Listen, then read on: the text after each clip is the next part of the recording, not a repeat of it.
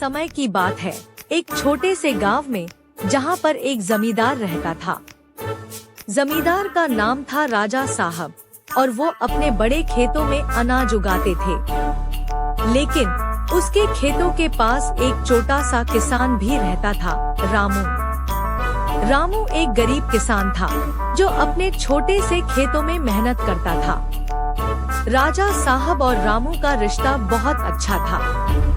राजा साहब हमेशा अपने किसानों को अच्छी दाम देते थे और रामू भी अपनी मेहनत से खुश रहता था।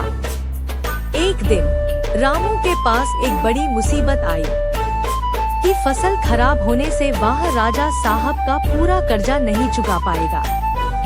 रामू का दिल बहुत दुखी था क्योंकि वो जानता था कि राजा साहब उससे पैसा मांगेंगे, लेकिन उसके पास कुछ नहीं था। रामू ने सोचा और फिर एक दिन हिम्मत करके राजा साहब के पास गया। राजा साहब, रामू ने कहा, मैंने अपना कर्ज नहीं चुका पाया है। मेरी फसल खराब हो गई है और मुझे आपकी मदद चाहिए। राजा साहब ने रामू को ध्यान से सुना और मुस्कुराया। रामू बेटा, तू फिक्र मत कर, मैं तेरे साथ हूँ। तुझे कर्ज नहीं चुकाना पड़ेगा। बस मुझसे वादा कर कि तू अपनी मेहनत और ईमानदारी से काम करेगा। रामू ने राजा साहब से वादा किया और राजा साहब ने उसे एक और मौका दिया।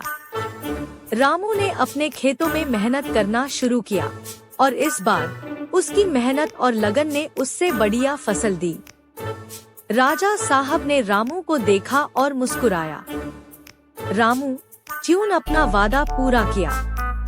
तेरी मेहनत का फल मैंने देखा है। अब तुझे कर्ज की चिंता नहीं करनी पड़ेगी। रामू ने राजा साहब को धन्यवाद किया और खुशी से अपने घर में वापस चला गया।